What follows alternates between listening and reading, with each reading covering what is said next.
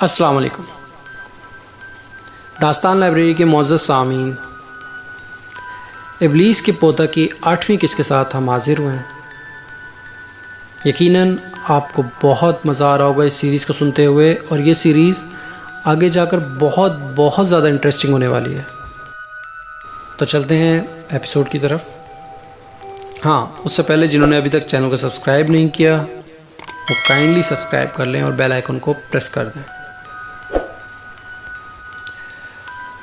آپ کے سیاہ لباس اوڑھ لیں۔ تیکوش نے سیاہ چوغا میری طرف بڑھایا جس سے مشکبور کی بو آ رہی تھی۔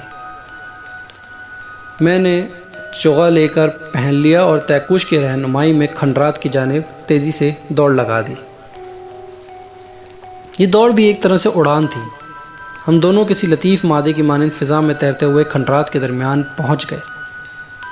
ہمارے چاروں طرف فرزندان ابلیس کے بت استادہ تھے، اور ان کے گرد سیاہ لبادوں میں ملبوس مکروہ و مہیب چہروں والی مخلوق اپنی کراہت زدگی کے ساتھ آتش کزے کی جانب بڑھ رہی تھی۔ ہمارے قدم بہت تیز تھے۔ ہم جو آتش کزے کے پاس پہنچ رہے تھے، فضا میں خوشبوات کا تسلط قائم ہو رہا تھا۔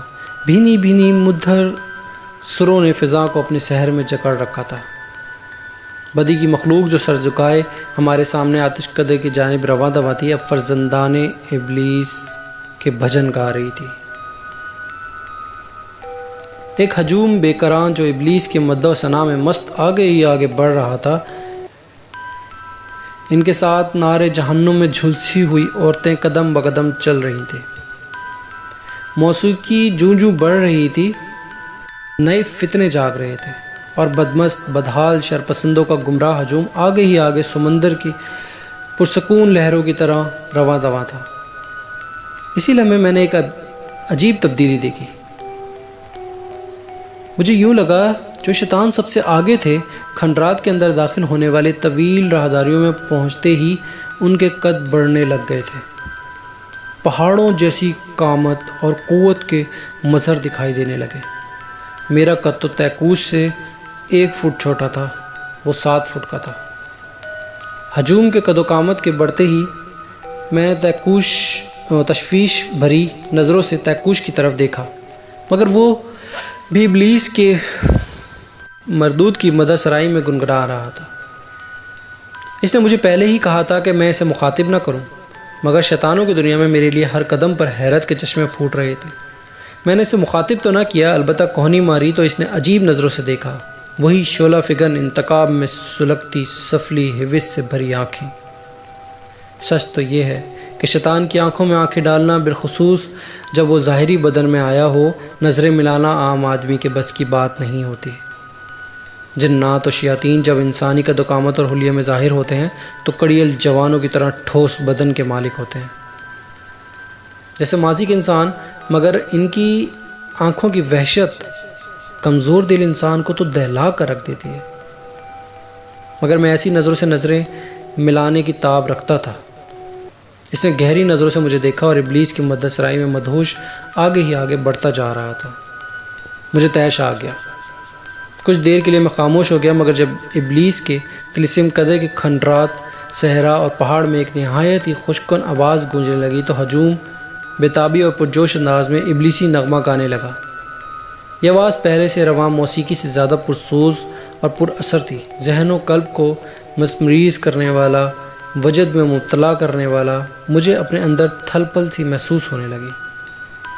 یہ آواز جو شیریں بیان خوش الحان پرندوں جیسی تھی، یوں لگ رہا تھا جیسے اس کا روح سے تعلق ہے، جو مجھ جیسے انسان کے حواس کو مختل کر رہی تھی۔ مجھے اپنے حواس بے قابو ہوتے ہوئے محسوس ہوئے۔ اسی لمحے میں ڈر گیا۔ میرے منہ سے نکلا، یا الہی میری مدد کر۔ اگر میں ابلیس کے طلسم کدے میں ساز و آواز پر گمراہ ہو گیا تو مجھ سے نوری علوم کی طاقتیں چھن جائیں گی۔ اے الہی میری مدد، مجھے اپنی رحمت و حفاظت کا سایہ برقرار رکھ، میرے ایمان کو گمراہی سے بچا۔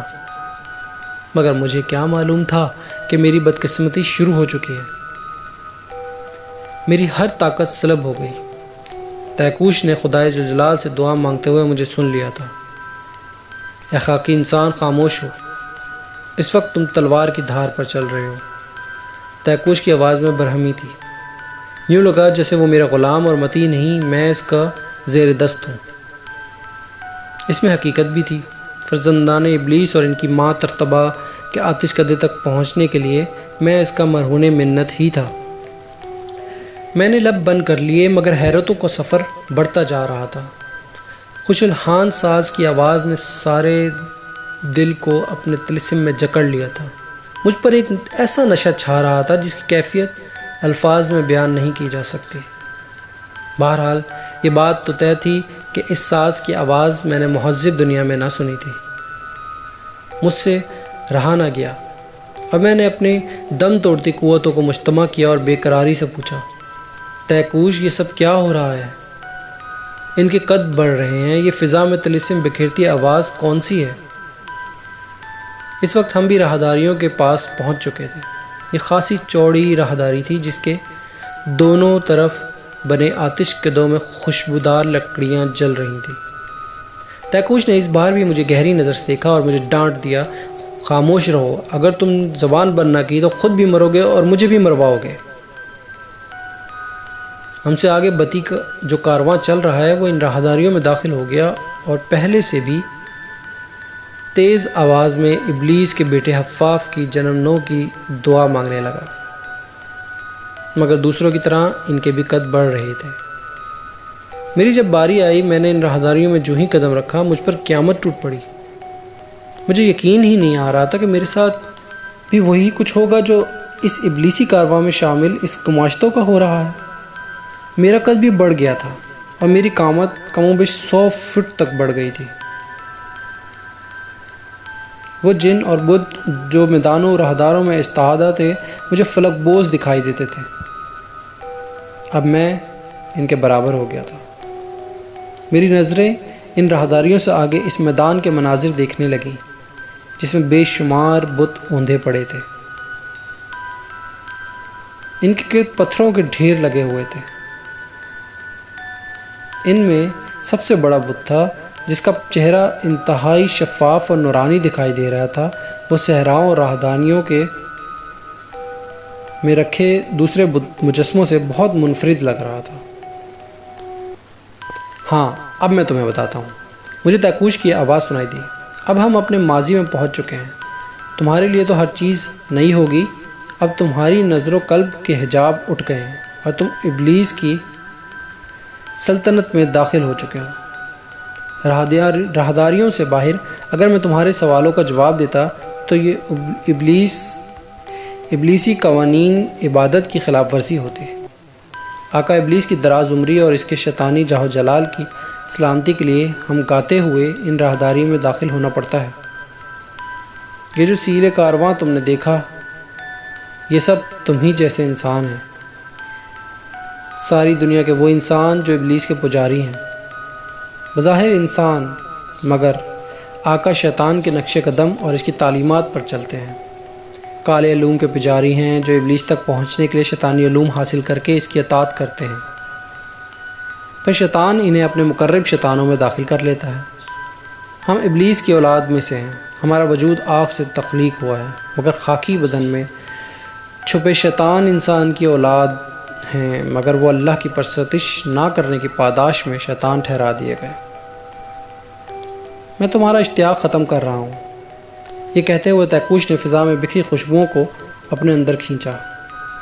اے خاکی انسان، تم صدیوں کا سفر طے کر چکے ہو۔ اب وقت کے اس دھارے پر کھڑے ہو جب زمین پر انسان نے قدم رکھا۔ یہ قد و قامت اس دور کے انسانوں جیسا ہے، مگر یہاں انسان نہیں، ابلیس کی اولاد بستی ہے۔ تم آقا حفاف اور دیوس کی تلاش میں نکلے تھے، ریشمہ کو بچانا چاہ رہے تھے، مگر یہ بھول گئے کہ شیطان نیکی کی آڑ میں بہکاتا ہے، کمزور بن کر اطاعت کرتا ہے۔ پھر جب ایک صاحب علم کمزور ہو جاتا ہے تو شیطان غالب آ جاتا ہے۔ تم آقا ابلیس اور فرزندان ابلیس کی تعلیمات کو نہیں جانتے کہ یہ انسان کو بہکانے کے لیے کس درجے کی خوفناکی رکھتی ہے۔ میں اور تیکوش جو اب ایک ہی قامت کے حامل تھے، اس کی بات سن کر میرا خون کھولنے لگا۔ تیکوس، تم مجھے کیا سمجھانا چاہتے ہو؟ اے خاکی انسان، میں تجھ پر واضح کر دینا چاہتا ہوں کہ تم اب اپنی دنیا میں نہیں جا سکتے۔ حفاف کی سلطنت اور ابلیس کے عہد میں داخل ہونے والا انسان نہیں رہتا، ابلیس کا پیروکار بن جاتا ہے۔ بکواس بند کرو تیکوش۔ میں نے جوش جذبات سے ایک وظیفہ پڑھ کر اس پر غضب ڈالنا چاہا تو میرے ہاتھ پاؤں پھول گئے، زبان تالو سے چپک گئی، لب یوں آپس میں جڑ گئے جیسے سلائی کر دی گئی۔ تیکوش نے کہکا لگایا، پڑھو وظیفہ۔ اس نے میرا تمسخر اڑایا اور لاچارگی سے میری آنکھوں سے آنسو روا ہو گئے۔ اسی لمحے اس پرسوز ساز کا طلسم بڑھنے لگا اور میں اس کے سحر میں ڈولنے لگا۔ آج کے لیے بس اتنا ہی۔ نیکسٹ ایپیسوڈ کے لیے پلیز چینل کو سبسکرائب کریں اور بیل آئیکن کو دبانا مت بھولیں۔ شکریہ۔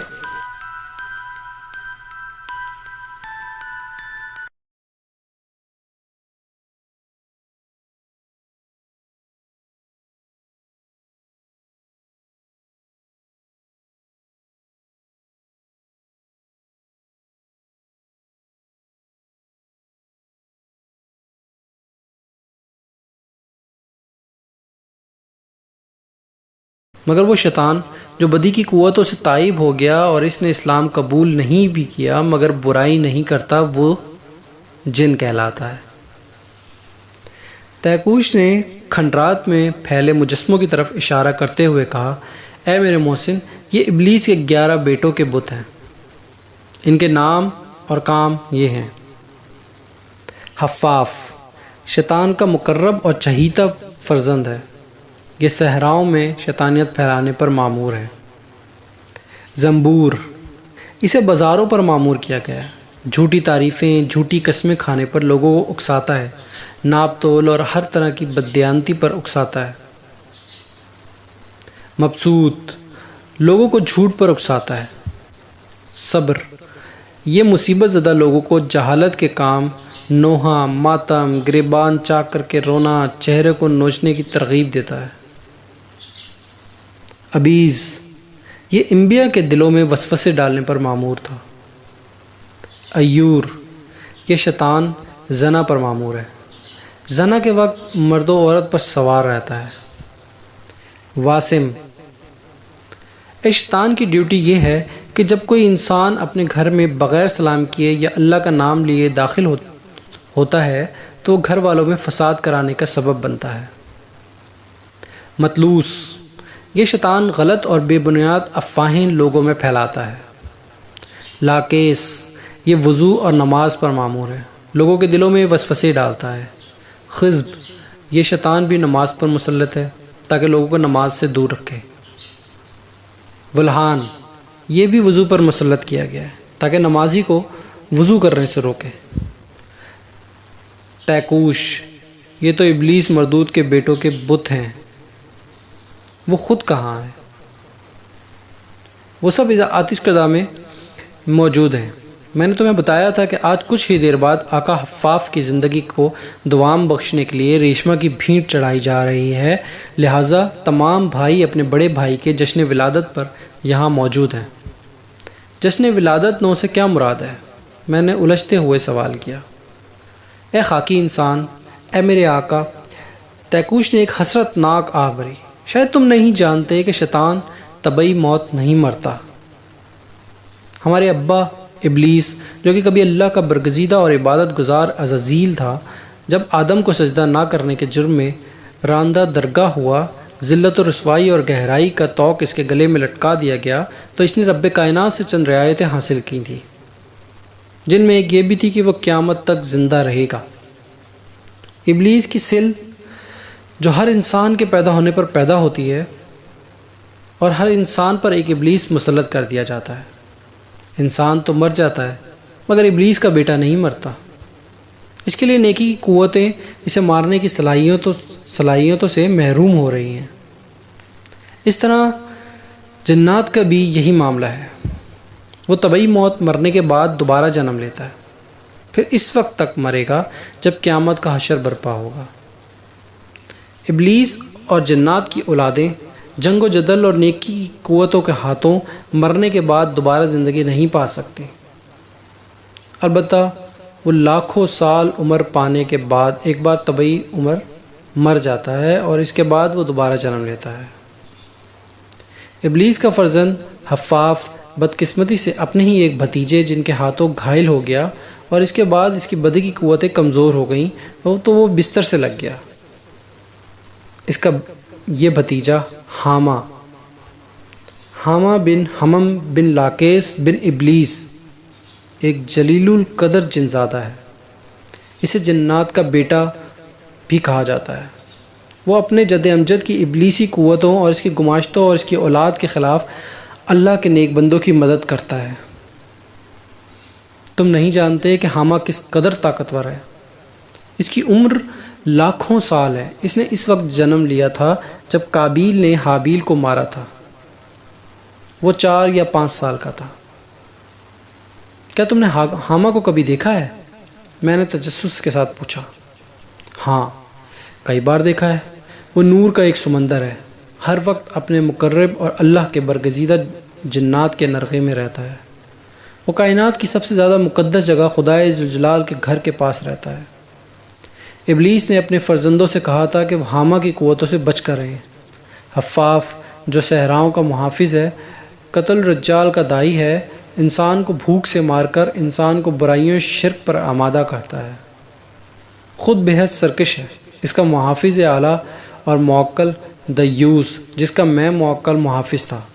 افسوس اب تو نے مجھے قید کر لیا ہے، تو میں اپنے آقا دیوس کی قربت سے محروم ہو گیا ہوں۔ اس تک میرا پہنچنا اب مشکل ہو گیا ہے۔ سنو اے خاکی انسان، تیرے پاس طلسم کی بے پناہ طاقت ہے۔ میں تجھے ایک راز کی بات بتا دوں کہ بدی کی یہ قوتیں تم پر غالب نہیں آ سکتی جب تک تم خود پلید نہ ہو جاؤ، روحانی علوم کی طاقت سے محروم نہ ہو جاؤ اور سیاہ اور گندی راہوں پر نہ چل سکو۔ میرے آقا میرے جد امجد ابلیس کا کہنا ہے کہ کبھی کبھار سچ بھی بول لیا کرو، اس لیے کہ اب انسان کے نزدیک سچ کی کوئی قدر نہیں ہے، مگر اپنے قوانین فطرت سے مجبور ہوں۔ اے میرے آقا کہ تیری تابعداری کروں اور تجھے حقائق سے روشناس کروں۔ تیکوش کی یہ باتیں سن کر میری آنکھیں حیرت سے پھیل گئیں اور مجھے حامہ جیسے عظیم جنزادے سے ملنے کی خواہش ہونے لگی۔ میں نے تیکوش سے پوچھا، کیا میں حامہ تک پہنچ سکتا ہوں؟ میں یقین کے ساتھ نہیں کہہ سکتا۔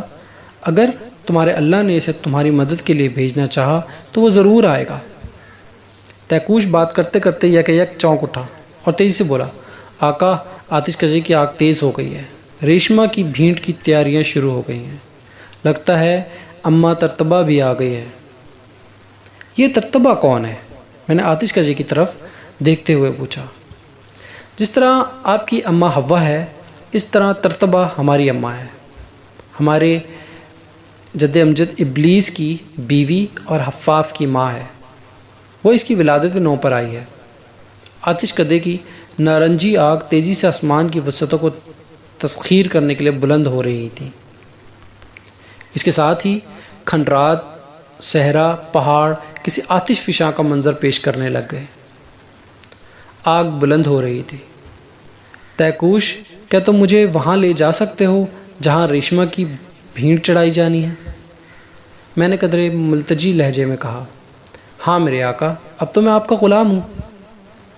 تیکوش نے خلاف توقع رضامندی ظاہر کی، مگر ساتھ ہی ایک شرط عائد کر دی، میرے آقا اس نورانی لباس میں آپ کا وہاں پہنچنا بہت مشکل ہوگا، کیونکہ دیوس جو حفاف اور صحراؤں کا محافظ ہے اس گماشتمے میں آپ کا راستہ روکیں گے۔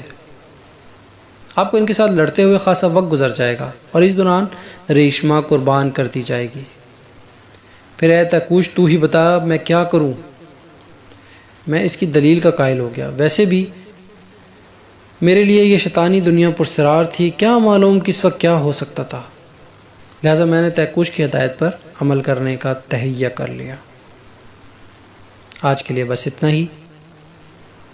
نیکسٹ ایپیسوڈ کے لیے پلیز چینل کو سبسکرائب کریں اور بیل آئیکن کو دبانا نہ بھولیں۔ شکریہ۔